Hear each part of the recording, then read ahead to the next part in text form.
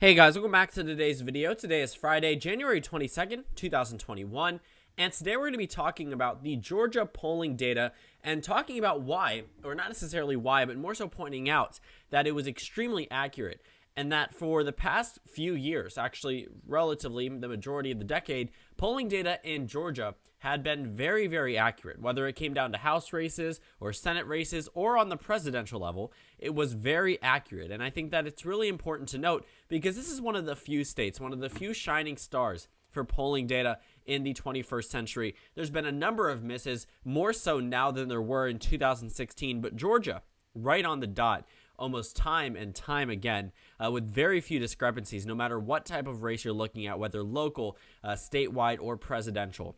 So let's go ahead and take a look at the main points. We're going to be going through a number of elections, even dating back to John McCain's victory here in 2008. We're going to go from 2008 to 2012 by the end of this video to talk about Romney and McCain and look at some of those numbers, and then also look at some of the more recent numbers, not necessarily just 2020. So of course we'll be looking at the runoffs. Of course we'll be looking at the presidential result. We will also be taking a look at the results in the 2018 elections, the 2018 governor election to be more specific, and possibly the 2017 Georgia 6th Congressional District special election between Senator Jon Ossoff, at the time just Jon Ossoff, and a former representative, Karen Handel.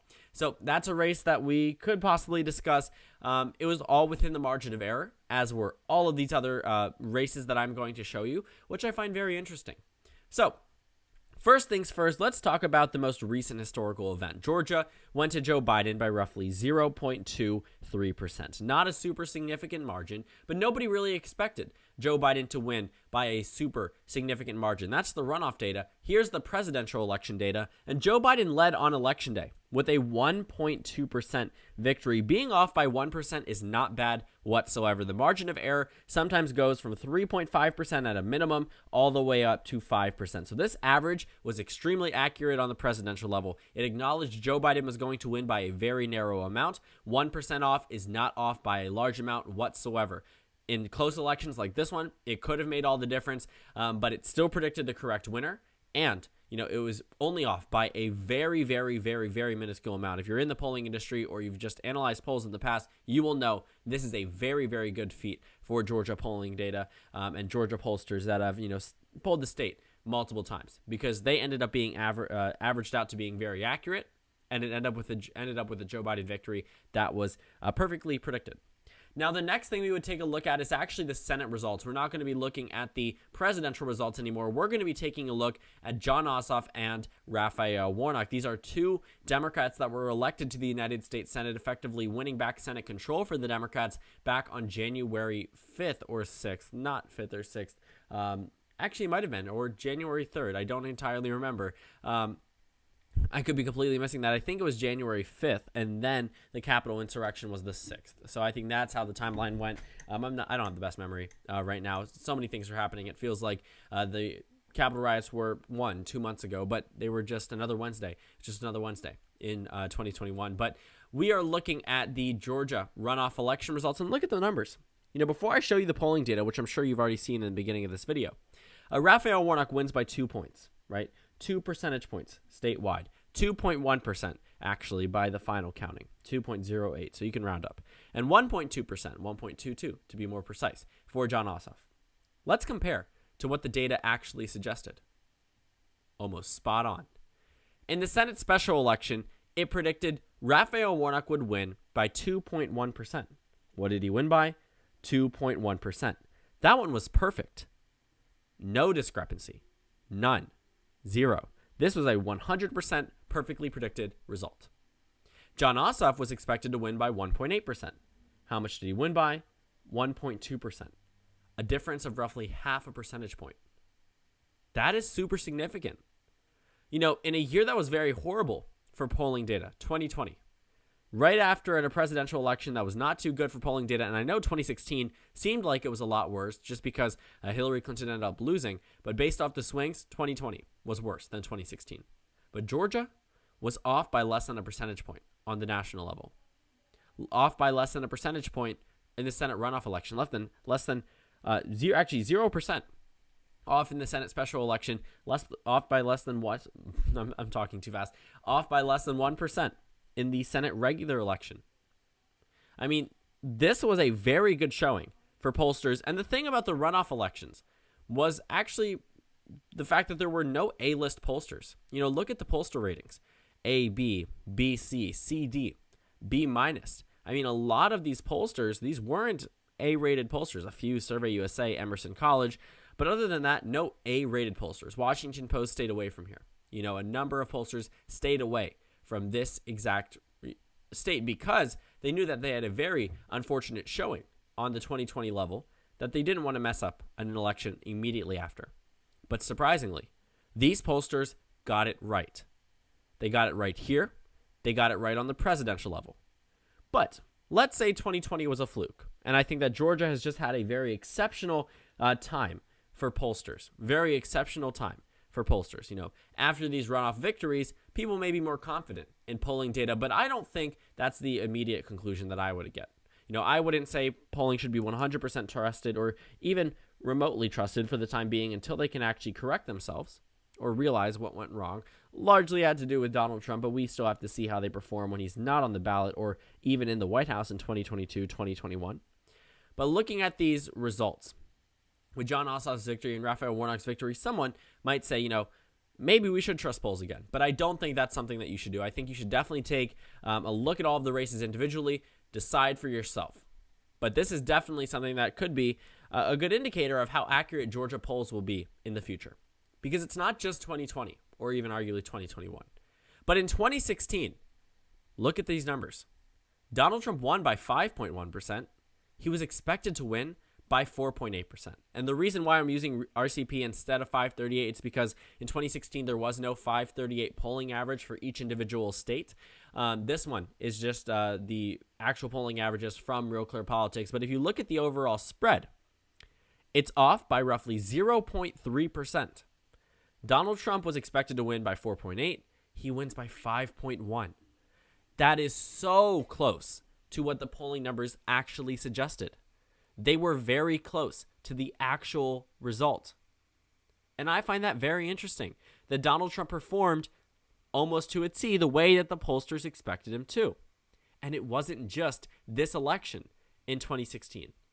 We also have a Senate election in 2016 as well. This one that actually just went up for grabs that Raphael Warnock just won was won by the Republicans by 13.8%. He was expected to win by 11 points. That is a difference of 2.8%, larger than the differences in the runoff election, the presidential election in 2020 and 2016, but still not off by a super considerable amount. Almost spot on, within the margin of error, within the lowest range of the margin of error that we're used to. So it wasn't just this. I mean, the list goes on about how accurate Georgia polling data has been time and time again. And the thing is, states really can't reflect this. No other state that's a competitive state was this close in terms of polling data. Not a single other competitive state. The only one that can come into comparison is maybe New Mexico. But truly competitive states, no one. Not one state.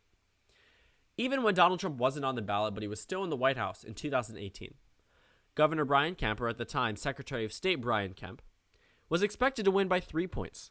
He ended up winning by 1.4%, closer than expected, but it was only off by 1.6%. That's super significant. Not in terms of the numbers. I should not use that when I'm talking about number differences.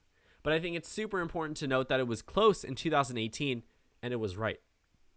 It was right in terms of the closeness of the race, in terms of the outcome. It narrowed down, but it was only off by 1.6%. Georgia's had a very strong track record for polling data. A very strong track record. They got 2016 right. They got the 2016 Senate election right. They got the 2018 governor race correct. They got the 2020 presidential race correct. They got the 2020 Senate runoff elections correct, or 2021 actually Senate runoff elections correct. The Democrats were able to win in these races, not because the polling data suggested it, but we shouldn't have been shocked if the data was telling this all along. Now, I wouldn't say, I mentioned this before, do not put your blind faith in polling data. It's never going to be 100% accurate. But Georgia might be a state where we could actually see a pretty good amount of accuracy in terms of the polling data. And that's one of two states, New Mexico and Georgia and Mississippi. Those were the three states that were off by less than a percentage point in terms of the 538 average and the actual results. Georgia, New Mexico, Mississippi are 3 out of the 50 states that we could probably trust in terms of polling data because they've been accurate for years past. They were accurate in 2020/2021. And I think that moving ahead into the future, it may be one of the few states, Georgia specifically, maybe one of the few states, maybe the only swing state, true swing state, that will be accurately predicted by polling data and has been for a very long period of time. And I mentioned this in the beginning that we would talk about 2012 and 2008. In 2012, Romney was expected to win by 10 points. He won by 7.8%. The difference, 2.2%. That's pretty important to note as well. I mean, it was correct in 2012, off by less than the margin of error. What about 2008? John McCain was expected to win by 4 points. He won by 5.2%. A larger victory for the GOP than expected, but off by 1.2%. Looking at a number of these races around the country, almost all of them were off by a pretty significant amount compared to Georgia, compared to New Mexico, compared to Mississippi. But looking at these states, there's a very strong history that gives the Republican Party and the Democratic Party a very clear indication of where they stand ahead of time, what they can expect on election night. And there are not many states you can say the same. Not many states you can stay the same. You can actually compare the 538 polling average versus the actual results. In Georgia, Trump outperformed the polls by 0.93%. The only states that were decided by less than a percentage point in terms of this map for the Republican advantage is Mississippi, New Mexico, and for the Democrats, California and Illinois. But that's it. Altogether, if you add in the states that shifted to the left, based off polling data, 5 states out of 50 states, including the District of Columbia, 5 out of 51. And don't even get me started on including House districts. That's more than that. So looking at the numbers that have come out of Georgia, I think that Georgia may be one of the few states that we can actually trust. I actually made a video way back during the Senate runoff election talking about how we may be able to trust the Georgia polling data. We may be able to trust what came out of the Georgia results, what the pollsters were telling us. And many of you guys, and rightfully so, were very skeptical about listening to the polls, allowing them to give you a very clear indication of who was going to win in these 2 Senate runoff elections, especially when the Senate majority was at stake. But when it needed to be correct, it ended up being correct. It was in the one state that had truly shined on the presidential level in terms of accuracy, really gave us a very clear indication of who was going to win in 2020. And while Florida and North Carolina may have had Biden ahead, they shifted by a very considerable amount. As you just saw, Georgia only shifted by less than 1%. It was not by a lot whatsoever. On the Senate runoff election, shifted by half a percentage point in the regular election, and shifted by 0% on the Senate special election. Got it right on target. So all in all, I think that Georgia will be one of the few states we can look to take a look at what the polling data is going to tell us and use that for a very good indication of how the results are going to unfold, how the night will end up for both political parties. Because moving forward, I think if the pollsters keep the same methodology, the same type of method as to how they accompany their polls, I think that looking at Georgia, I would put a lot of faith in the data. Until it proves me wrong, I would put a lot of faith in the data. I'm not going to base 100% of my conclusion, maybe less than half of my final conclusion on what the polling data is actually telling us. But I think that it's really cool that Georgia is one of the few states where we can actually say the polls were right. That it was correct in Joe Biden's victory, correct in Jon Ossoff, correct in Raphael Warnock, correct in Donald Trump, correct in Mitt Romney, correct in Brian Kemp, correct in John McCain. Time and time and time again, Georgia has been right. At some point, it's going to eventually be wrong, but for the time being, this might be a little piece for the polling industry. Might be a little silver lining after a very abysmal election year for them.